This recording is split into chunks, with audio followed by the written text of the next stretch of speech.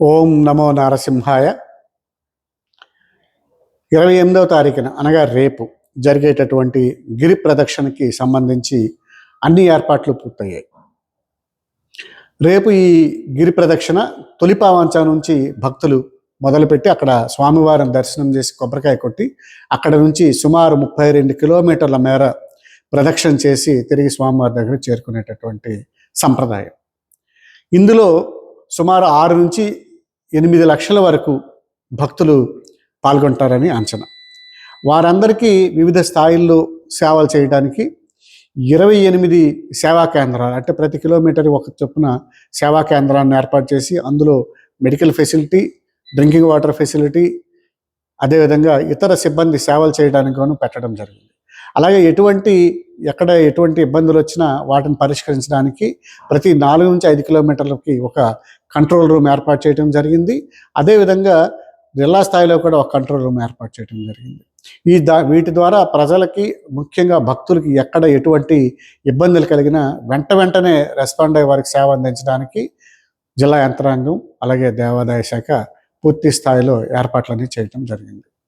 అయితే ఇక్కడ గుర్తించాల్సింది ఏంటంటే, మనం ఈ ట్రాఫిక్ వరకు సంబంధించి జిల్లా యంత్రాంగం ఇప్పటికే చాలా సూచనలు, పోలీసు వారి సూచనలు ఏవైతే చేశారో వాటి వరకు సంబంధించి భక్తులు, ప్రజలందరూ కూడా ఆ సూచనలన్నీ పాటించి జిల్లా యంత్రాంగానికి సహకరించాల్సిందిగా ఈ సందర్భంగా అందరికి కూడా మనవి చేయటం జరుగుతుంది.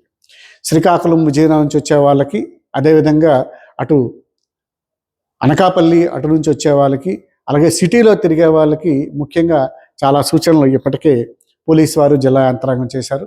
దయచేసి రేపు ఆ సూచనలన్నీ పాటించి సహకరించినట్లయితే వారికి ఇబ్బందులు ఎటువంటివి లేకుండా ఉంటాయని చెప్పి ఈ సందర్భంగా మనవి చేస్తున్నాం.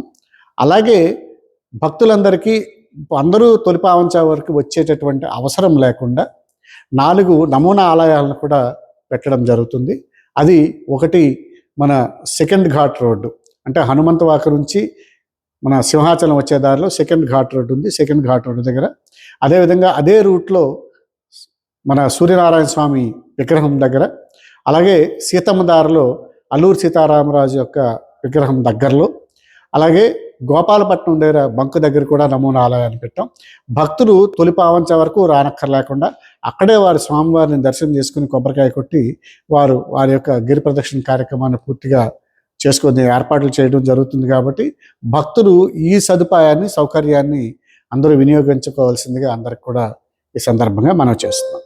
అదేవిధంగా ఎవరైతే దర్శనాలకు వచ్చినటువంటి వాళ్ళు గిరి ప్రదక్షిణ పూర్తయిన తర్వాత వెనక్కి వెళ్ళే వారికి రవాణా సౌకర్యాలను కూడా ఎక్కడికక్కడ టెంపరీ బస్ స్టాండ్లు కూడా ఏర్పాటు చేసి అక్కడి నుంచి దూర ప్రాంతాలకి బస్సులు ఆపరేట్ చేయడం కూడా జరుగుతుంది. కాబట్టి ఏపీఎస్ఆర్టీసీ ద్వారా ఇది జరుగుతుంది. కాబట్టి ఈ సౌకర్యాన్ని కూడా భక్తులందరూ కూడా వినియోగించుకోవచ్చు. సుమారుగా 53 ప్రదేశాల్లో పార్కింగ్ ఏరియాస్ కూడా పెట్టాం. కాబట్టి భక్తులందరూ అక్కడ పార్కింగ్కి వారి యొక్క వాహనాలన్నిటి నిలిపి వాళ్ళు దర్శనానికి వెళ్ళొచ్చు. అదేవిధంగా కొండ మీద నుంచి కొండకు దిగువకు రావడానికి సుమారు 50 ఆర్టీసీ బస్సులను కూడా పెట్టాం. కాబట్టి ఆర్టీసీ బస్సుల్లో కూడా అందరూ ఈ సదుపాయాన్ని వినియోగించుకోవచ్చు. అందుకు గాను వీరందరికీ నాణ్యమైనటువంటి సేవలన్నీ అందించడానికి గాను సుమారుగా వారికి టాయిలెట్స్ రూపంగా 600 టెంపరీ టాయిలెట్స్ ఏర్పాటు చేసాం. దాంట్లో సుమారు 3000 మంది పారిశుధ్య సిబ్బంది ఎప్పటికప్పుడు అంతా నీట్ అండ్ క్లీన్గా పెట్టి శానిటేషన్ ఏర్పాట్లు అనేవి చేస్తున్నారు. అలాగే సుమారు 2,000 మంది వాలంటీర్స్ ఎక్కడికక్కడ సేవలు చేస్తారు.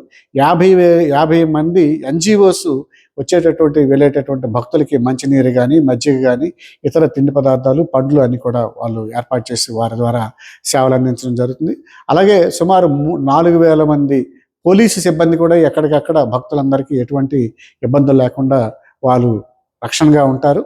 అలాగే సుమారు 1,500 నుంచి 2,000 మంది దేవాదాయ శాఖ, అదేవిధంగా మన జిల్లా యంత్రాంగం నుంచి సిబ్బంది కూడా వచ్చినటువంటి భక్తులందరికీ వివిధ రూపాల్లో సేవలన్నీ అందించే ఏర్పాటు చేయడం జరిగింది. కాబట్టి రేపు వచ్చినటువంటి భక్తులు ఎవరైతే ఉన్నారో వారందరూ కూడా రేపు ఉదయం నుంచే దర్శనాలు చేసుకుని రేపు రాత్రి లోపుగా వాళ్ళందరూ, లేదా ఎల్లుండి ఉదయం లోపుగా వారందరూ కూడా పూర్తిగా స్వామివారి ప్రదక్షిణతో పాటు స్వామివారి దర్శనాలకు కూడా ఏర్పాటు చేయడం జరిగింది. కాబట్టి భక్తులు నిశ్చింతగా, ప్రశాంతంగా వచ్చి వాళ్ళందరూ దర్శనాలు చేసుకుని వెనక్కి వెళ్ళే సౌకర్యాలన్నీ ఏర్పాటు చేసాం. వాటిని వినియోగించుకోవాల్సిందిగా అందరికీ కోరడం అవుతుంది. అలాగే 29వ తారీఖున జరిగేటువంటి గుడి ప్రదక్షిణ ఏదైతే ఉందో దానికి దర్శనాలకి ఉదయం 4 గంటల నుంచే ఏర్పాట్లు చేశాం. అదేవిధంగా వారు తిరగటానికి గుడి ప్రదక్షిణ చేయడానికి 3 గంటల నుంచి చేసుకోవచ్చు. అది ఆ రోజు మధ్యాహ్నం వరకు కూడా అన్ని ఏర్పాట్లు ఉంటాయి కాబట్టి ఆ సౌకర్యాన్ని కూడా అందరూ కూడా వినియోగించుకోవాల్సిందిగా ఈ సందర్భంగా భక్తులందరికీ కూడా మనవి చేయటం అయింది.